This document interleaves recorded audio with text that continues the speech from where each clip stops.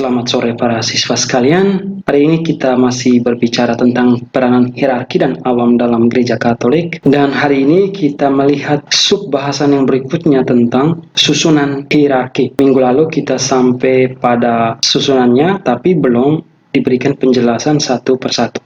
Hari ini kita mau melihat satu persatu tentang susunan hierarki itu. Yang dimaksudkan dengan dewan para uskup itu seperti apa, yang kedua paus itu seperti apa, yang ketiga uskup itu seperti apa, imam itu bagaimana dan seperti apa, dan diakon. Kita akan melihat hari ini seperti itu. Kita lihat yang pertama, susunan hierarki yang pertama, jenjang paling pertama itu yang dikenal dengan sebutan dewan para uskup dengan paus sebagai kepala di antara para uskup. Kita lihat dulu sejarahnya. Pada minggu lalu kita sudah lihat itu bagaimana gereja disebut apostolik dan sebagainya, sejarah hierarki kita udah lihat minggu lalu. Jadi mulanya gereja dipimpin para rasul, dan di antara para rasul itu Petrus sebagai pemimpin tertinggi. Pada akhir zaman gereja pertama atau perdana, para uskup adalah pengganti para rasul. Karena kita tahu bahwa para rasul ini tidak mungkin hidup selamanya. Jadi mereka menginginkan adanya suksesi apostolik, adanya para pengganti yang berikutnya. Maka di sini dipilihlah para uskup. Kita sudah lihat minggu lalu bahwa Santo Ignatius dari Antioquia adalah tokoh yang sangat penting dalam membuat susunan hierarki yang pertama. Ya, kita sudah lihat minggu lalu. Karena adanya 12 rasul, tidak berarti bahwa mesti ada 12 uskup. Jadi di sini proses pergantian atau suksesi apostolik itu tidak maksud seperti itu. Ada 12 rasul dan demikian mesti ada 12 uskup. Tidak ya. Tapi di sini proses suksesi atau penggantian itu lebih kepada ini, lebih kepada kalangan atau dewan para rasul.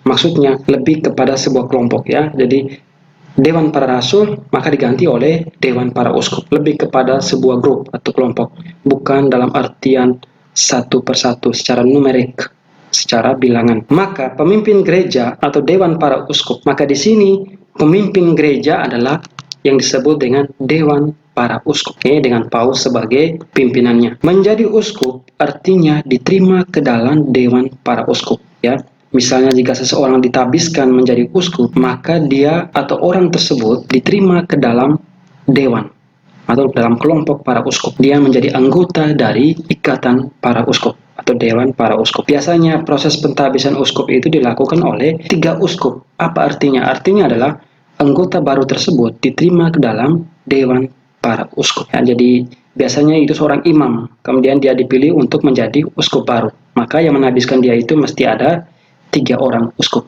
Itu sudah dalam aturan. Kristus mengangkat 12 rasul membentuk dewan tetap. Ya, katakan berikut ya. Kita katakan begitu bahwa Kristus mengangkat 12 rasul itu pada mulanya dia membentuk semacam sebuah dewan tetap. Dan ketua dewan para rasul adalah Petrus. Paus sebagai pengganti Petrus bersama para uskup adalah pengganti para rasul. Jadi di sini paus menggantikan figur Petrus dan dewan para rasul digantikan dewan para uskup. Jadi di sini dewan para uskup bersama-sama dengan paus membentuk kesatuan dalam melaksanakan otoritas tertinggi atas gereja. Jadi di sini adanya aspek kesatuan, ada pemimpin dan ada anggota-anggotanya dalam menggembalakan umat Allah. Sekarang kita lihat figur berikutnya yang menjadi kepala di antara dewan para uskup adalah paus. Saya sudah tekankan tadi bahwa Kristus mengangkat Petrus sebagai ketua para rasul untuk menggembalakan umatnya. Paus mengganti Petrus, pemimpin para uskup ya. Menurut kesaksian tradisi dan keyakinan gereja bahwa Petrus merupakan uskup Roma yang pertama. Mengapa Roma penting? Karena Roma menjadi pusat pedoman seluruh gereja, khususnya Katolik. Sebagai uskup Roma dan pengganti Petrus, paus perannya sekaligus sebagai uskup lokal dan ketua dewan pemimpin gereja ya.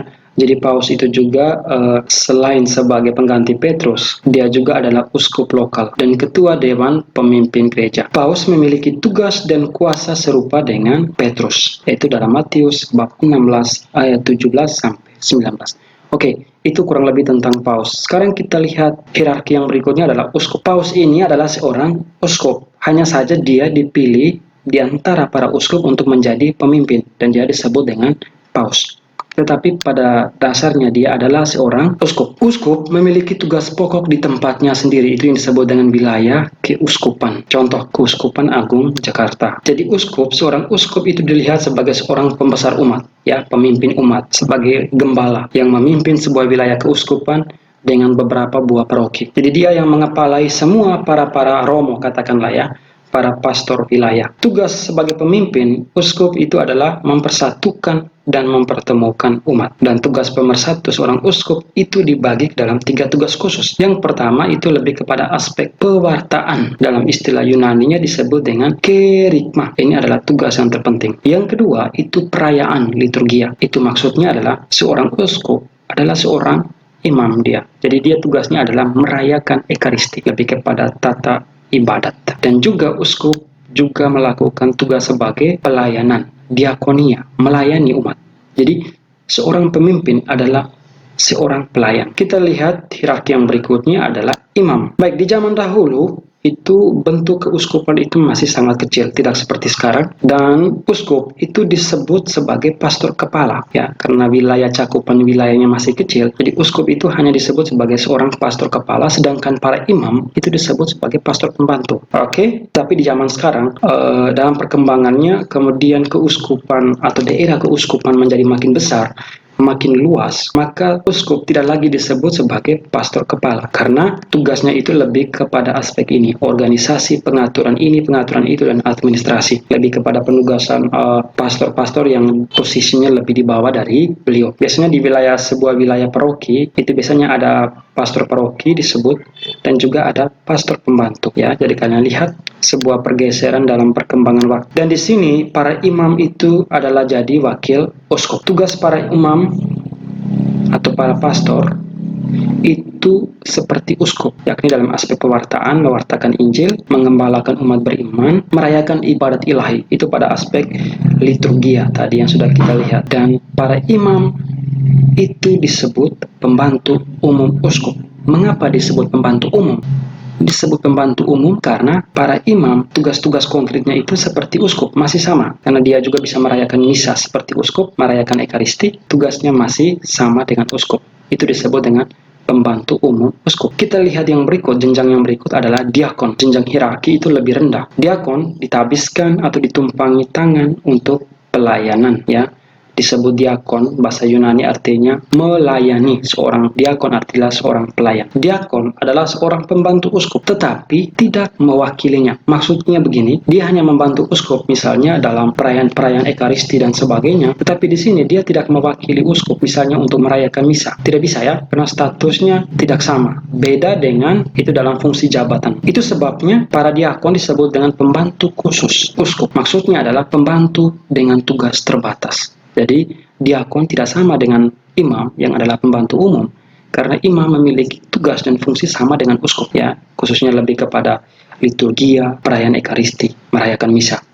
Sedangkan yang diakon tidak, itu disebut dia memiliki tugas terbatas. Dan sebagai tambahan kita lihat ada satu kelompok lain yang disebut dengan kardinal, ya. Kardinal ini adalah uskup. Para kardinal adalah para uskup dengan tugas dan wewenang memilih paus baru jika meninggal atau resign atau mengundurkan diri. Dan mereka itu disebut juga dengan pastor-pastor kota Roma, khususnya pastor-pastor dari gereja utama atau kardinalis, karena di Roma itu ada yang disebut dengan gereja-gereja utama. Jadi kardinal-kardinal itu adalah uskup-uskup yang dipilih dari seluruh dunia. Contoh kita kemarin itu Uskup Agung Jakarta itu Monsinyur Suharyo itu dipilih menjadi kardinal, ya, dan sekarang beliau ada di Vatikan, ya, tugasnya itu menjadi salah satu kardinal perwakilan dari Indonesia. Tugas kardinal adalah penasihat paus, ya. Jadi kardinal itu memiliki jabatan kehormatan. Mereka adalah uskup, ya, tapi mereka memiliki tugas khusus sebagai penasihat paus. Katakanlah kita bisa membandingkan dengan dalam konteks sipil, dalam konteks negara, mereka itu adalah semacam para menteri dari Pak Presiden. Ya, ini yang sebagai perbandingan. Dan para kardinal ini diangkat dan dipilih oleh paus. Dan sejak abad ke-13, warna pakaian kardinal adalah merah lembayung. Untuk mengakhiri pertemuan kita hari ini, ada penugasan. Pak John meminta kalian untuk memberikan pendapat pribadi. Menurut kalian, ciri-ciri gembala umat atau ciri-ciri pastor, pendeta, atau uskup yang sesuai dengan keadaan atau situasi zaman ini itu seperti apa dan bagaimana. Saya meminta pendapat kalian secara pribadi, tidak boleh mengambil dari Google karena saya tahu bagaimana kalimat dan rumusan dari Google dan dari Anda sendiri. Itu satu paragraf 10 baris, kemudian jawaban ditulis dalam buku tugas, difoto, kemudian disubmit di Schoology. Dan ketika mengupload itu tidak boleh miring karena guru yang membaca nanti leher bisa bengkok. Itu pengumpulan paling lambat jam 20 atau jam 8 malam. Sekian pertemuan kita hari ini, tetap jaga kesehatan.